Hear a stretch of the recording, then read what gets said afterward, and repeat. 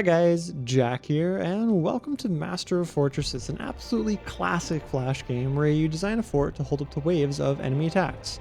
I'm playing as the British against the French on a hard difficulty map. Right here, I'm placing walls for troops to stand on, and you can see I've used some of my starting money to unlock the second tier of walls and units just so I have a little bit more HP. And so the enemies are coming rolling in here, and they'll target your blockhouse in the center, but they'll also get hung up on walls that you place as defenses in the middle of the way. This map's interesting because people come from all sides. And you can see I've unlocked the redcoats here, and the redcoats are a historical thing because they were the standard uniform of infantry units in the British military for 200 years between the 17th and 19th century. And one of the bonuses the British have in this game is that you get a bit of extra range. And I really like that because that means your troops on the walls start shooting before the enemies come. And you can see I have a bit of an interesting shape for my base here, and that's because I'm just creating a framework. And I want to make sure that I have room to add cannons in behind because those give you a lot more firepower.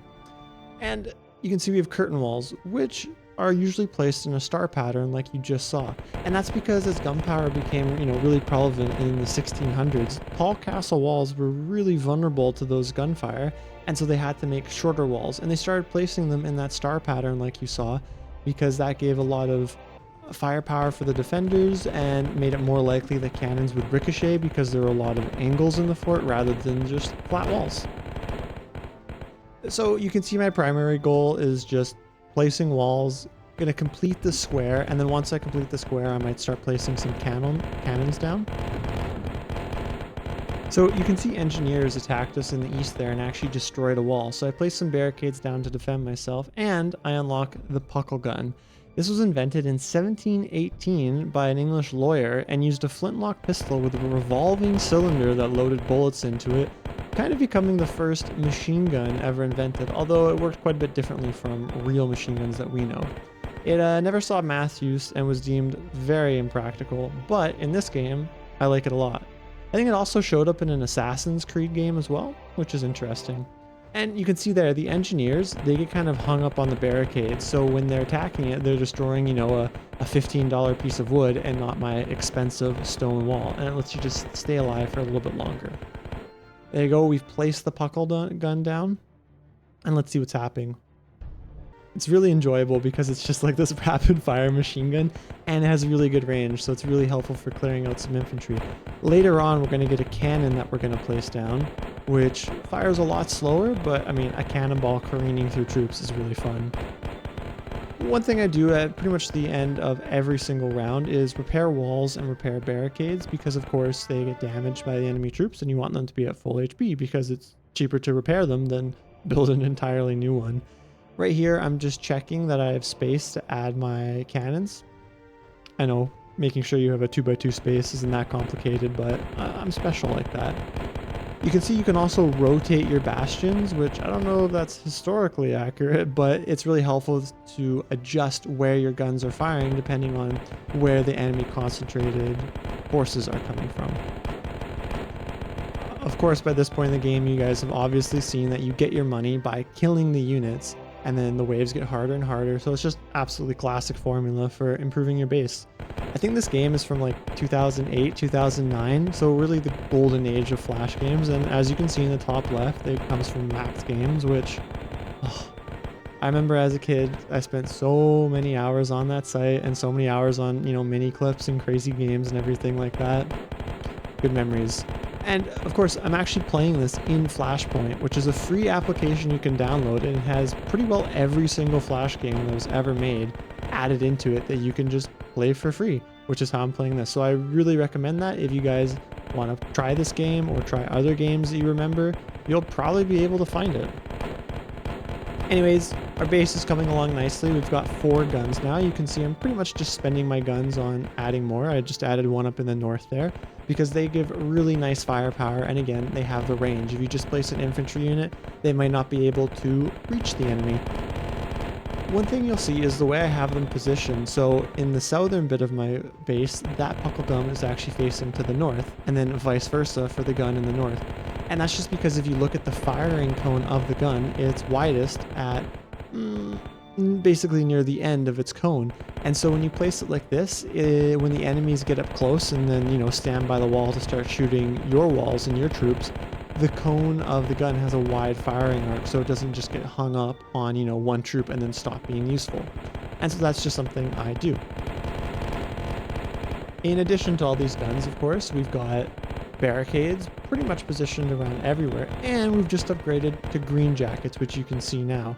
So green jackets are an infantry rifle regiment of sharpshooters, scouts, and skirmishers that wore green uniforms as a type of early camouflage, and they came around in the early 1800s, and of course they were British, and they developed a bit of a reputation because they were a really good rifle squad. Anyways, so we upgraded to green jackets, and you can see, of course, they cost more than redcoats, but they have longer range and deal more damage, which is always a good thing. And up in the north there, you can see a really good example of how I build my guns. You can see I place palisade walls down, not curtain walls, because they're cheaper, and then they get replaced anyways when you place a bastion on them. Of course, you have to have this 2x2 grid of walls to be able to place the bastion. So you end up saving just a little bit of money, and you get the same result. So why wouldn't you do it? You can see at this point we're getting pretty rapid, and we've added a cannon. You can see the firing arc there, and here we go, it fires, but by the time it gets there, the enemies are all gone.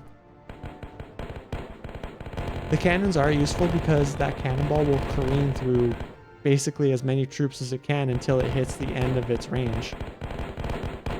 So it's good if you always find like a point, like say on the left there, where lots of units stack up and become vulnerable, and that's where it's best for. The puckle gun I always just go for just because it's just so convenient. It's just always firing and can redirect, whereas the cannon is a bit awkward.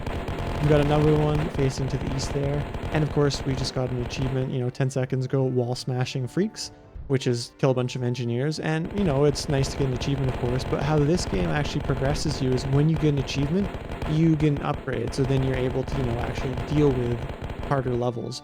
For example, if you beat a mission, say a medium mission, and you spend less than, I think it's like $5,000, you end up with like plus $500 for all other missions, you know, which allows you to, like I did at the start of this game, upgrade to level 2 troops and level 2 walls right off the bat, which of course make you stronger. You can see we get a little bit of a nice cannon shot there. We take out one troop finally, and another cannonball misses again, and we're at wave 29 already. You can see they're going through a little bit of an interesting phase. They're doing a massive attack from one side to see if that can work, but we have so many troops, they just do not stand a chance. But we did get a nice cannonball shot into them. And they just get completely annihilated. They really don't have a chance. And here we go. Nice cannonball shot there. Best of the game. I think we killed 7 troops with that one shot. Very enjoyable. Of course, we've also now upgraded to earthworks. You can see that it's the lighter colored walls, whereas the curtain walls are the brown colored walls.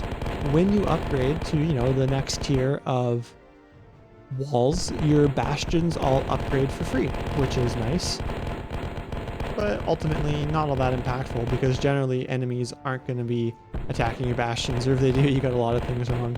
And we just detonated a mine there. I'm going to place some more down in a few turns, but like everything in this game, you have to work your way up through the tiers. And so I think I was placing some great mines down, and then when you activate them, of course, just by clicking on them, they blow up and absolutely annihilate the enemy. And I think later on we get a really nice explosion with one.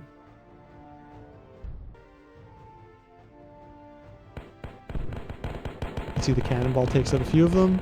That mine goes there, and the ones that are right on top of it are gone, and the other one's pretty low HP, which results for a very quick round. We've also placed some caltrops down.